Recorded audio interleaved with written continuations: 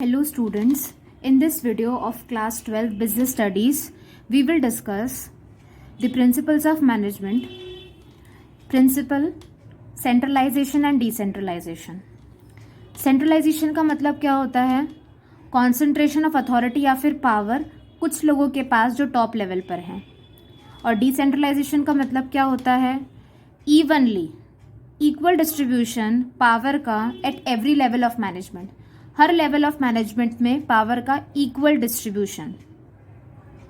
अब फेयोल के according company को कंप्लीटली सेंट्रलाइज्ड नहीं होना चाहिए, उसे डिसेंट्रलाइजेशन भी करना चाहिए, मतलब अपनी पावर को डिस्ट्रीब्यूट भी करना चाहिए.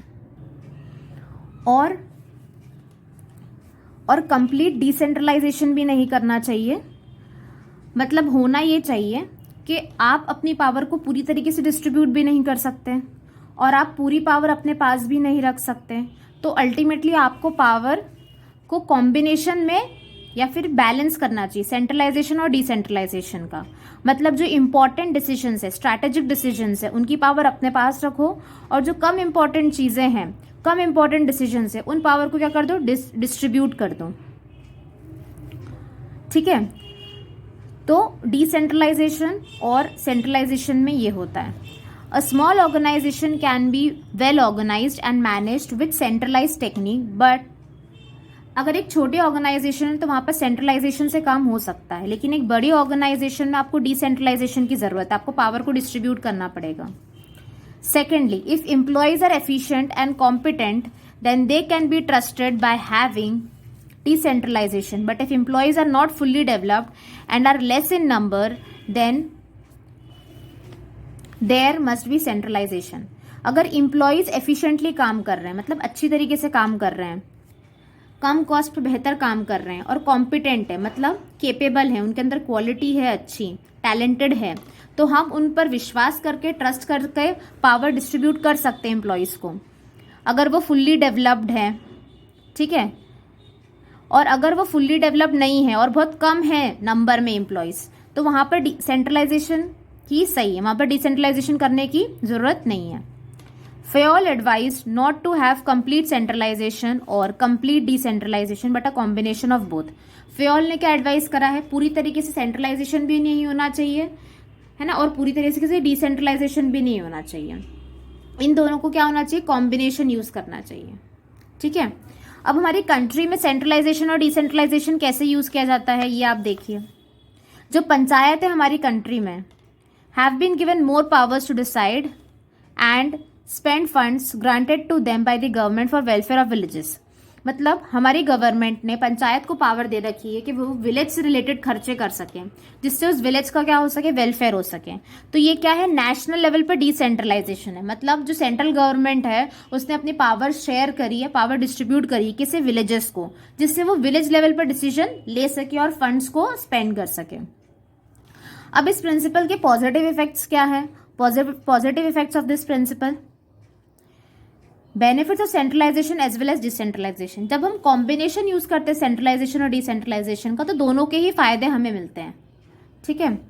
Fast decision at operational level and strict control by top level. अगर हमने बैलेंस मेंटेन करा सेंट्रलाइजेशन और डिसेंट्रलाइजेशन का, तो हम जल्दी जल्दी डिसीजन ले पाएंगे क्योंकि हमारे पास पावर है डिसीजन लेने की ऑपरेशनल लेवल पर, और कुछ पावर जो इंपॉर्टेंट पावर है वो टॉप लेवल के पास भी है. तो यहां पर आप क्या कर सकते हो? स्ट्रिक्ट कंट्रोल हो सकता है टॉप लेवल मैनेजमेंट के द्वारा.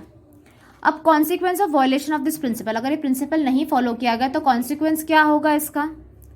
Complete centralization will result in delay in decision. अगर पूरा सेंट्रलाइजेशन हो गया तो डिसीजन में देरी हो जाएगी. अगर पूरा डिसेंट्रलाइजेशन हो गया तो जो पावर है उसका मिसयूज होने लग जाएगा, वो अपनी पावर को गलत तरीके से यूज करेंगे. नेक्स्ट है difference between centralization and decentralization. Okay. तो सेंट्रलाइजेशन क्या होता है और डिसेंट्रलाइजेशन क्या होता है? Meaning, it refers to concentration of power और authority at higher level only. ये क्या होता है? कॉन्सेंट्रेशन या पावर केवल हायर अथॉरिटी के पास. डिसेंट्रलाइजेशन क्या होता है? Distribution of power and authority at every level of management. हर लेवल ऑफ मैनेजमेंट को पावर डिस्ट्रीब्यूट करना, उसे हम क्या कहते हैं? Decentralization. Authority at different levels. Top management retains maximum authority. Top management के पास क्या होती है? सबसे ज्यादा अथॉरिटी होती है. और अथॉरिटी मतलब जो पावर होती है मिडिल और लोअर मैनेजमेंट के पास, वो बहुत कम होती है। अब डिसेंट्रलाइजेशन में क्या होता है, तो authority systematically divided eight every level, जो भी पावर और अथॉरिटी होती है वो सिस्टमैटिकली डिवाइडेड रहती है, किसमें, डिसेंट्रलाइजेशन में। तो कीवर्ड्स क्या है सेंट्रलाइजेशन और डिसेंट्रलाइजेशन के, ये क्या होता है, कॉम्बिनेशन होता है सेंट्रलाइजेशन और डिसेंट्रलाइजेशन का, एक बैलेंस में हमें मेंटेन करना होता है। की decision should be taken by top management, जो इंपॉर्टेंट डिसीजंस है, कॉम्प्लेक्स डिसीजंस है, वो सब कौन लेता है, टॉप मैनेजमेंट। और जो डेली के डिसीजंस है, रूटीन के डिसीजंस है, can be taken by the managers working at the middle या लोअर लेवल, मिडिल या लोअर लेवल पर जो मैनेजमेंट है वो रूटीन के डिसीजंस ले सकता है। I hope that through this video you have understood the principle of centralization and decentralization. Do learn the meaning of centralization and decentralization, its positive effects, consequences of violation of this principle, and difference between centralization and decentralization. Thank you.